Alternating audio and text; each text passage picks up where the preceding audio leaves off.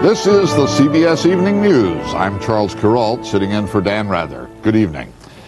President Reagan called today for an independent investigation of possible ethics violations by Speaker of the House Jim Wright. White House correspondent Bill Plant reports. Bill?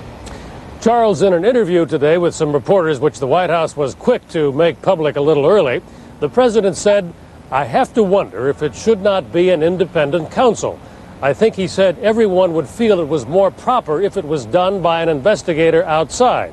Now, the House Ethics Committee has already said that it will investigate the allegations that Speaker Wright used his influence on behalf of constituents improperly and that he had a book deal which made him money in a way that circumvented campaign finance laws. But what the president seemed to be saying was that if the Democrats in the House don't appoint an outsider, not a special counsel like the Iran-Contra Committee, but an outside investigator, not a member of the committee, then the investigation would be suspect. The Speaker has said that he wants this over. His office says today that they won't try to tell the committee what to do and that they simply expect him to be cleared. Charles? The White House isn't overlooking the political possibilities of this charge, I suppose. Charles, they're delighted here, but of course they won't admit it. It's a relief. It takes the pressure off after all of the allegations of sleaze in the Reagan administration. It shifts it more generally to all politicians. Republicans are delighted not only here, but also on Capitol Hill, where they'll be running for office in the fall as well. Bill Plant, thank you. Jesse Jackson met in private today with Michael Dukakis' talent scout for potential vice presidential running mates. In public, members of the influential Congressional Black Caucus lobbied on Jackson's behalf. Betsy Aaron reports. We are fighting to see that Jesse Jackson is on the ticket. From behind a wall of microphones, the short but determined Congressman John Lewis said it all for the 22-member Black Congressional Caucus. The caucus putting enormous pressure on Michael Dukakis to name Jesse Jackson vice president. In the last election, with two whites on the ticket, we lost 49 of the 50 states. Now, we can't do much worse than that. The undeclared vice presidential candidate, smiling through the adoration, said what he's been saying all along to the question, do you want the second spot? I've not yet made that decision.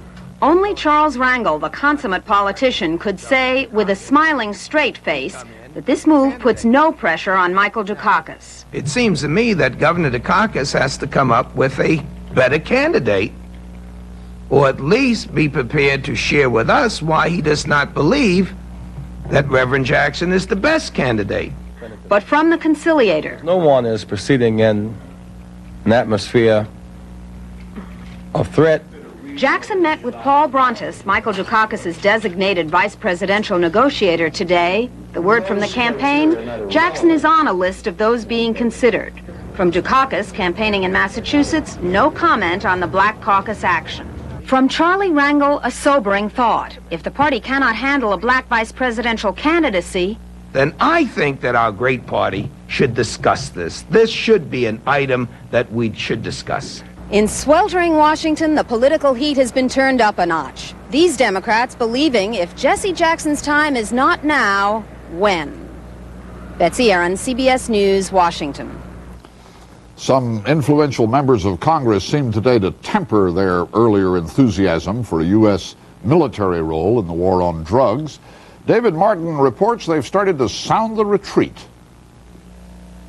We did move a little hasty. That from a senator who just a month ago voted to give the military a greater role in the war against drugs. This from another senator who voted aye.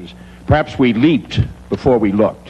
Perhaps the members of Congress have been actually stampeded in this effort to try and deal with something which is of enormous concern. It was an unusual spectacle today.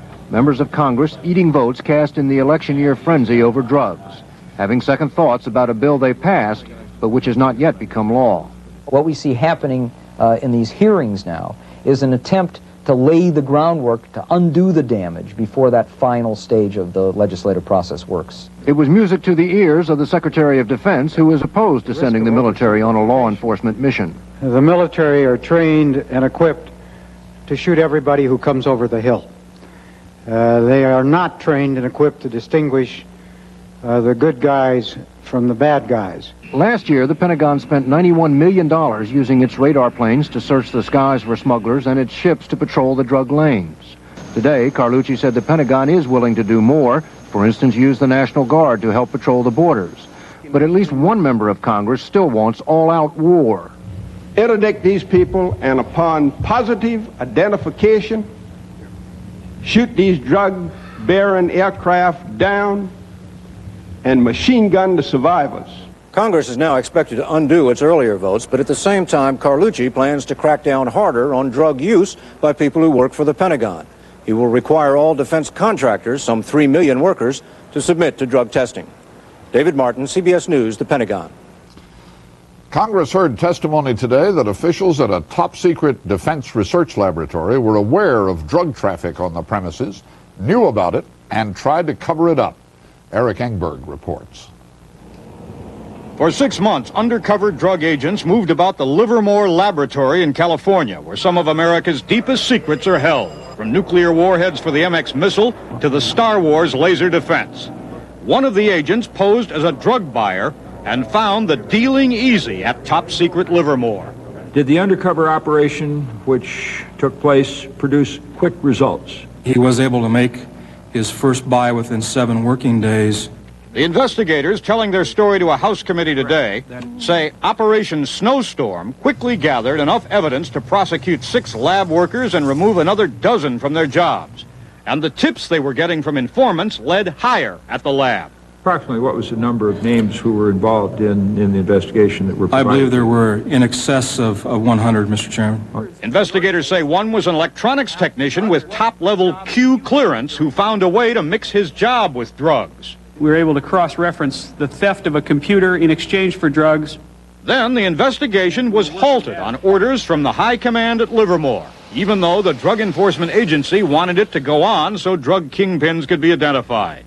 I got to tell you that in my feeling, if I had known that we were going to go that way, I would have never taken the risk of becoming the operative in the first place. It seems to me that this Operation Snowstorm ought to be called Operation Snow Job.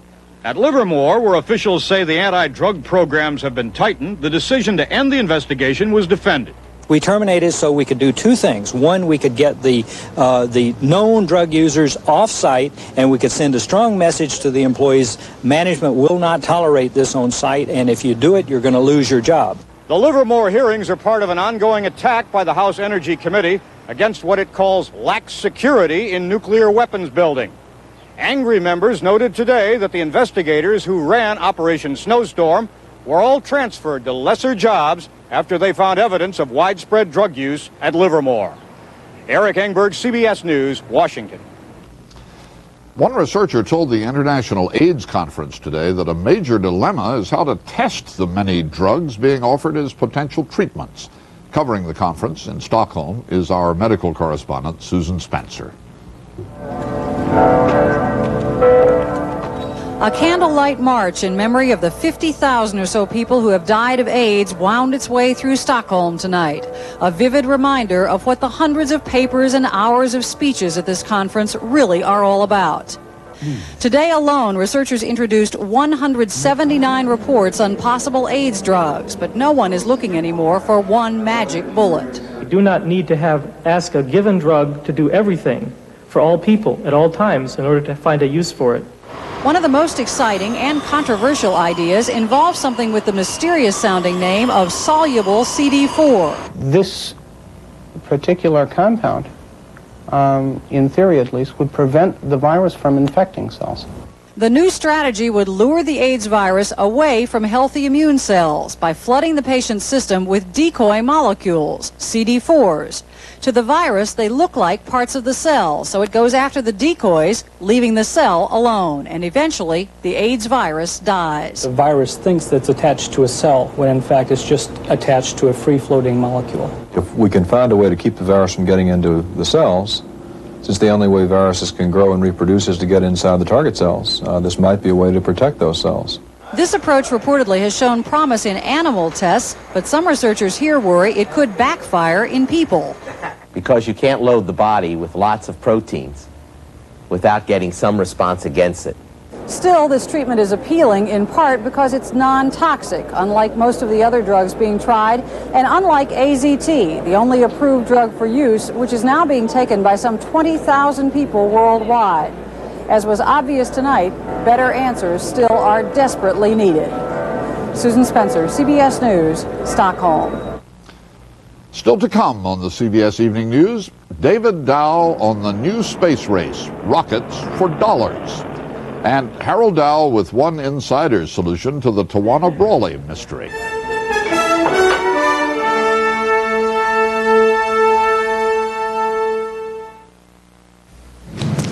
I haven't had trouble like this for 40 years. It's my new phone system. It is so complicated, nobody can figure it out. Half the time, the customers can't get through. It's killing my business.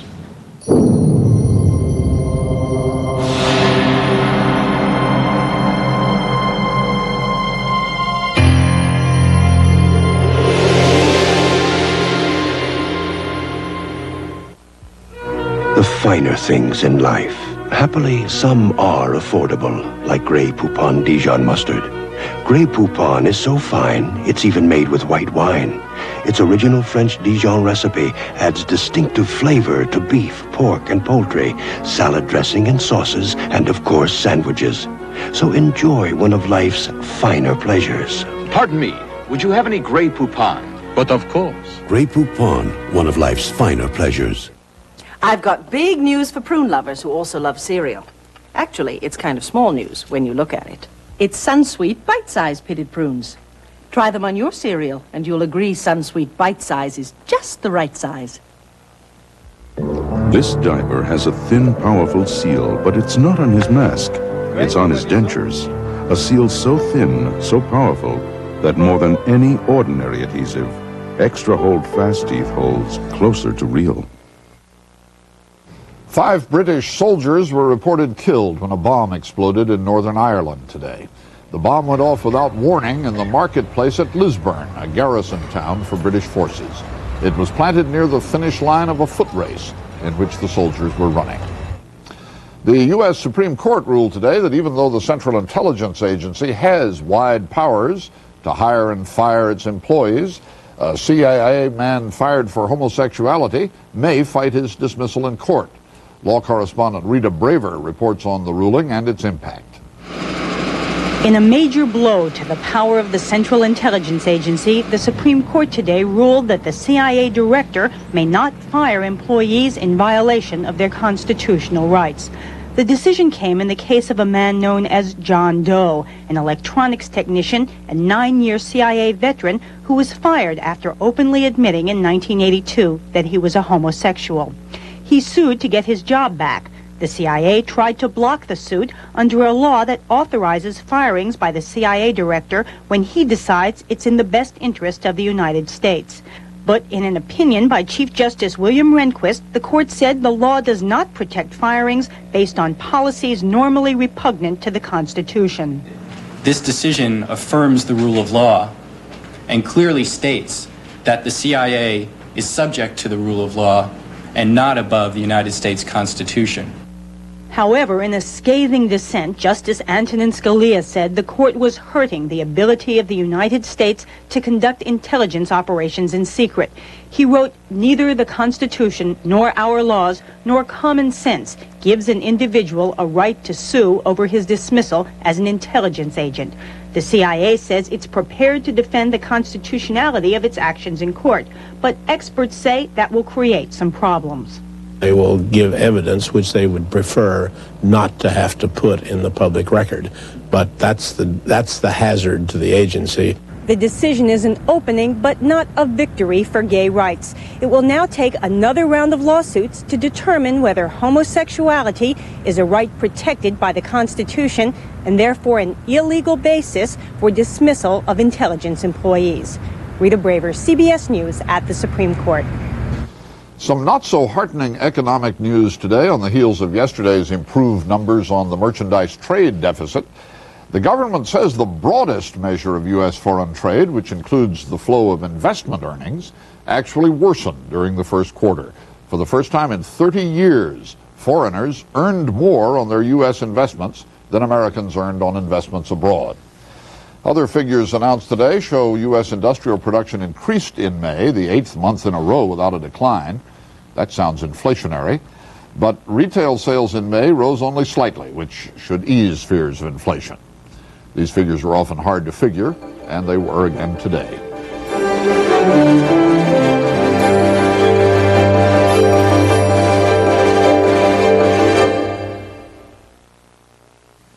With low back pain, walking can be agony, where every step shoots pain. Up here, you know what helps?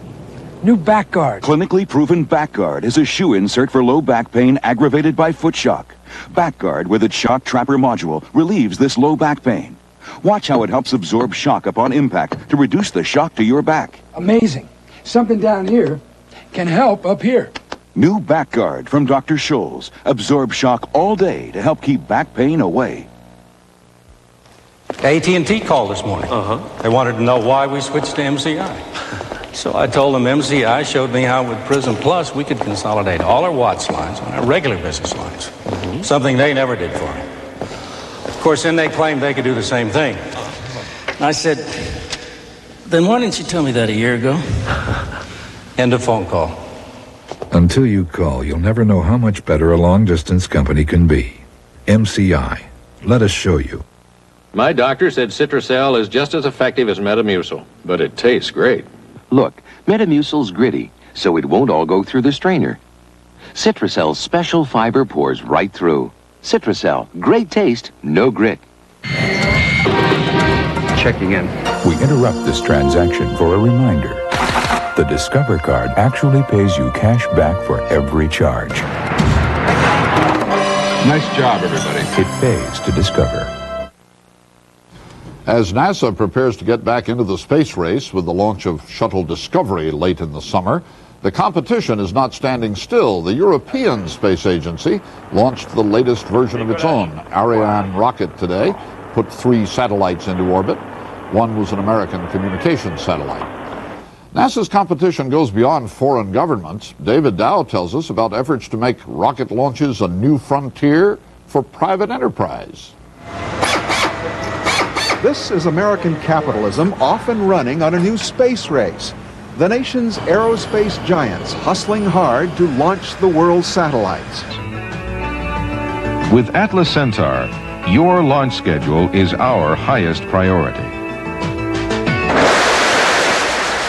And this is an aerospace midget joining the same race. The American Rocket Company, testing and scheming in a small California warehouse to become the Federal Express of small satellite delivery.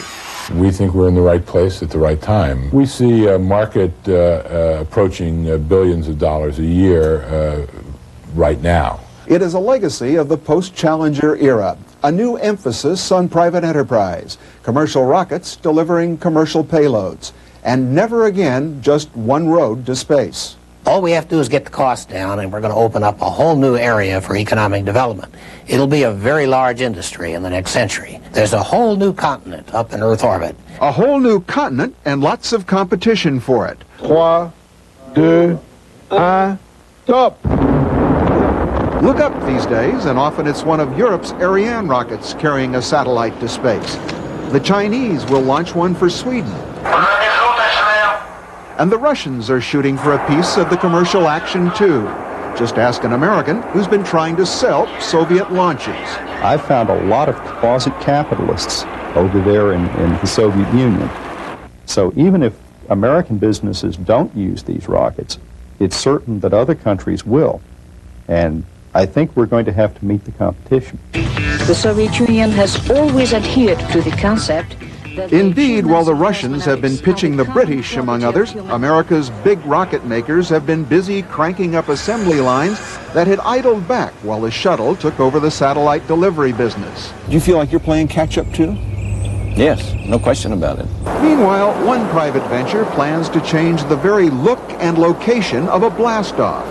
Next year, the same B-52 bomber that launched the X-15 to the stratosphere may launch rockets carrying satellites into orbit.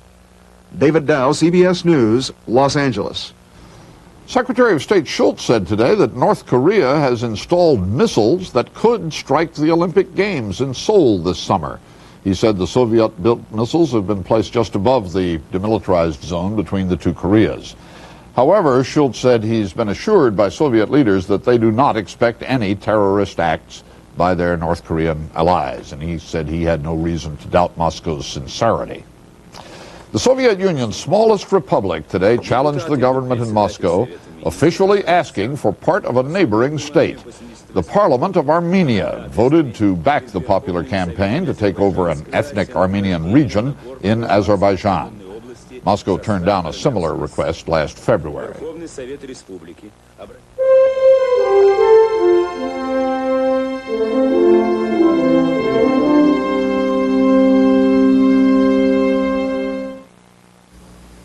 If you thought you had to give up comfort to get a close shave, Norelco says, think again. Their revolutionary shaving system shaves skin close in a way that's incredibly comfortable. As the hair enters the chamber, the patented lift and cut system lifts each hair and holds it a split second before a blade cuts it. So it's possible to shave skin close without the blades even touching the skin. Norelco Rotatract. We made close comfortable. I'm pretty good at baseball, but at SLR cameras, I was really green. Then I got Canon EOS, the only autofocus SLR with the green zone. The green zone makes EOS mistake-proof. Plus, EOS lenses have computers and motors built in, so anyone can shoot like a pro. Even him. Hey, you see? Canon EOS, more than autofocus, easier than ever. Buy EOS today with no money down, low monthly payments at participating Canon dealers. Peerless do-it-yourself faucets come with stainless steel construction and a 15-year warranty. Peerless is also the only faucet that comes with this feature, a free 12-month subscription to Home Mechanics magazine. Offer good through July 31st. On their vacation, they had everything planned. Everything except this. So don't carry cash. Carry American Express traveler's checks. Don't leave home without them. For months now, the controversial case of a black teenager who claims she was abducted and raped by a group of white men has held New York in its grip. Every day seems to have brought a new twist or turn. Today's was a stunning charge from a man who worked with the young woman's most outspoken supporters. Harold Dow reports. 2 days after Thanksgiving last year in Wappingers Falls, a small town in upstate New York, 15-year-old Tawana Brawley was found in a plastic bag. Her hair was cropped off, and the letters KKK and a racial slur were scrawled across her chest. She said she had been assaulted by 6 white men, and she had some startling information about one of them. What's a cop? He was a police officer? Show me a bag. 7 months later, what happened to Tawana Brawley is still a mystery. Medical tests showed no evidence of rape. There have been no arrests, and the case turned into something of a racial powder keg. Brawley has been represented by lawyers Alton Maddox and C. Vernon Mason, along with civil rights activist Reverend Al Sharpton. Together, they refused to let the girl talk to authorities, instead charging that a black cannot get justice in New York State. They gained the support of such prominent people as Bill Cosby and Mike Tyson. But today, Perry McKinnon, a former aide to Reverend Sharpton, in an explosive interview with WCBS reporter Mike Taibbi, cast doubt on the story that Tawana Brawley and her advisors have been telling. This whole situation is not about Tawana Brawley. What's it about? It's about Mason, Maddox, and Sharpton sort of taking over the town, so to speak. Have they told you this? Yeah. Their exact words were, we beat this. We will be the biggest niggas in New York. WCBS asked McKinnon to take a lie detector test. An expert confirmed that McKinnon's story was true, including his warning to Alton Maddox that the facts did not support Tawana's claims. He says, I'm not going to pursue it legally, I'm going to pursue it politically. That's his answer. And I don't care about no facts. Statements made by Mason, Maddox, and Sharpton seem to confirm that. These include a claim that an assistant district attorney was involved in the attack on Tawana, that the Irish Republican Army had ties to the case, and a comparison of the special prosecutor in the case, New York Attorney General Robert Abrams, to Hitler. When a grand jury investigating the case subpoenaed Tawana's mother, Glenda Brawley, Mason, Maddox, and Sharpton advised her to ignore it. Glenda Brawley was found in contempt of court and ordered to spend 30 days in jail. Mason, Maddox, and Sharpton convinced Tawana's mother to seek sanctuary in a church to avoid arrest and defied authorities to come and arrest her. McKinnon charged today that the three men had created a confrontational situation for a reason. They're building all the makings of a riot. The weather's hot. There are a lot of young blacks out there, for one reason or other, that is deprived of the level of living that you and I have.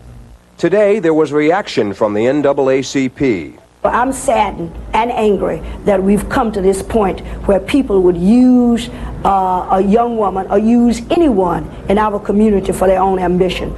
On a syndicated talk show, Sharpton refused to back away from the allegations. We will never buckle and never bow. We will keep our promise.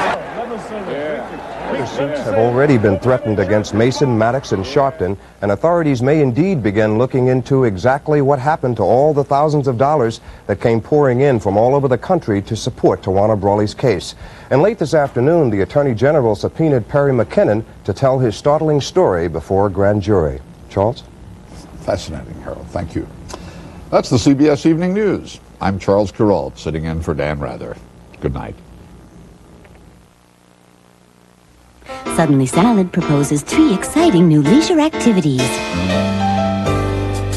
Pasta Primavera with broccoli. Love those brand new pasta salad flavors. Ranch and bacon. Leisure activities I can savor. And Caesar with croutons. Suddenly Salad. With tasty extras like real bacon, Parmesan cheese, and crunchy croutons. 3 delicious new leisure activities. Suddenly Salad. Live high.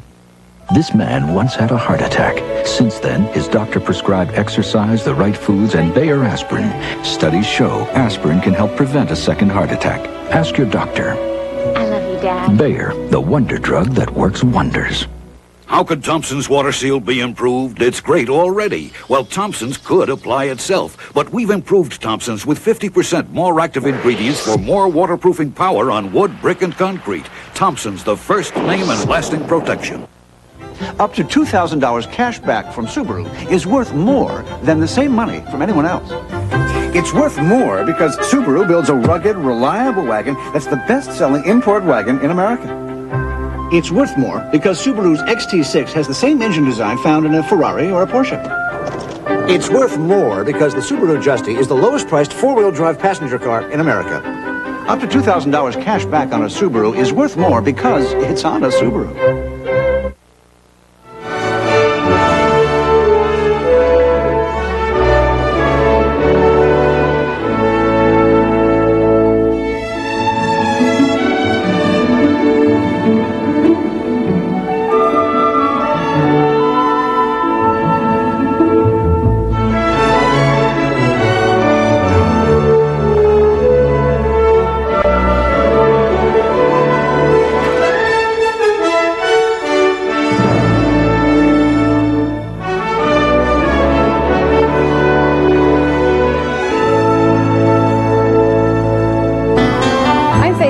Tomorrow, a report on the dangers your children could face from insect repellents. Also, Lorenzo Lamas and Felicia Rashad. Tomorrow on CBS This Morning.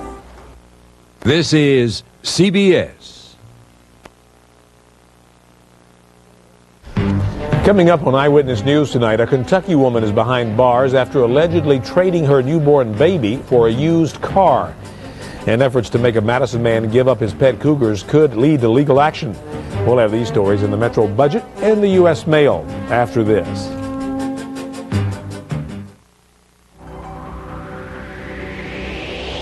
Discover historic savings at Circuit City's Red, White, and Blue sale. Save now on an RCA 19-inch color TV with feature-packed remote control. Just $257.97.